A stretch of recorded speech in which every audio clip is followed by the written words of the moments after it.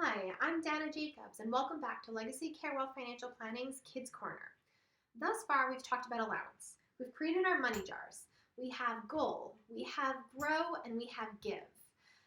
Most of the time, our kids really like the idea of a goal account, right? A goal money jar. They know exactly what they want to buy, and they're excited to save the money and be able to go to the store and use their own money to get something. Whether it's food, a toy, a treat, it's always a fun one for them. But now the grow account. As my son said to me, Mom, what's the point of this account if we're never going to use the money? As adults, we know we should have emergency savings for if we need a new roof, or the boiler goes, or the car needs a big repair, or someone loses a job, right? This is hard to explain to a kid.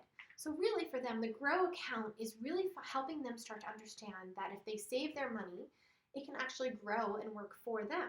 But it doesn't do it by itself, right? Money does not grow on trees. We're always saying that.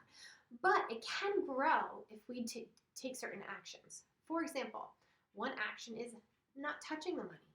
If we leave the money in the account, that's their action, not touching the money, it can grow interest. Obviously, it's a little different than how a bank accrues interest on your account. However, it is important for them to know that, hey, if we go 4 weeks, then we can get 10 extra cents or 25 extra cents if we go 4 weeks without taking any money out of this account. Wow, that's pretty exciting. That money will actually become more and more money, and we don't even have to do anything, right? And you have to remind them, no, you're doing something, but what you're doing is not spending that money, and that is an important action to understand for them. The other way that money can grow is if you invest it. Now it's time to start talking to children about companies. What does a company do? A company makes something, or they provide a service for us. And okay, well, that's great, but sometimes companies need extra money. You know what they do to get extra money? They go to people and ask them to give them a little bit of extra money. And for those people that give them a little bit of extra money, sometimes they're called investors. And if you're an investor, if you give a company a little bit extra money, and then that company does really, really well and makes even more money, then you as an investor also get to make more money.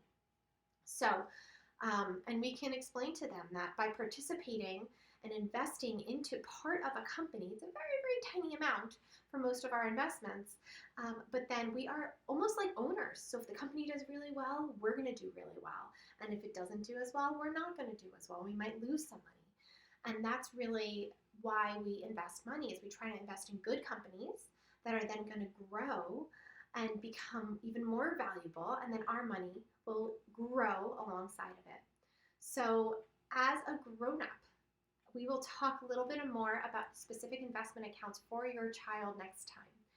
But it is helpful to start talking to your children and saying, for example, Disney stock on January 1st was $177, okay? So if you wanted to own a little bit of Disney, it would cost $177 for one part of it, called one share.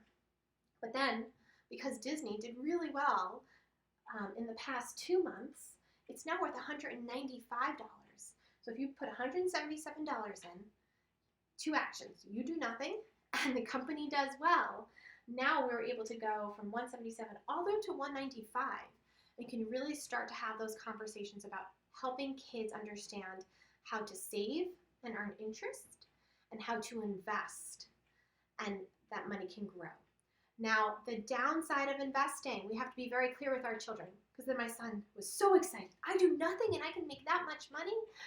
No, you're taking a risk. You know how sometimes if you jump off the third step and mommy says, no, don't do it, sometimes you're fine, but sometimes you fall and hurt yourself. That's a risk, right? It's the same thing with investing. Sometimes you're going to be fine and your money's going to grow. And other times, not so much. You might hurt yourself, so you might lose a little bit of money. So that's what taking a risk is. So that's the other component of investing, that we start having those conversations and help them identify where their risks are in their lives and things that they could do to try to make sure they don't hurt themselves. Like if you are going to take a big jump, make sure there aren't toys on the floor close to where you want to land. That helps make it less risky.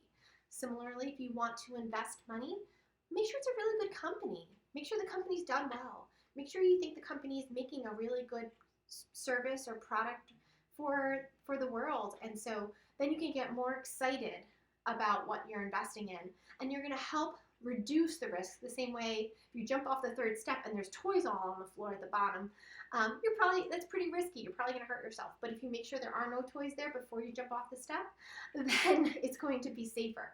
I do not encourage children jumping off extra steps. This is just an example from my household.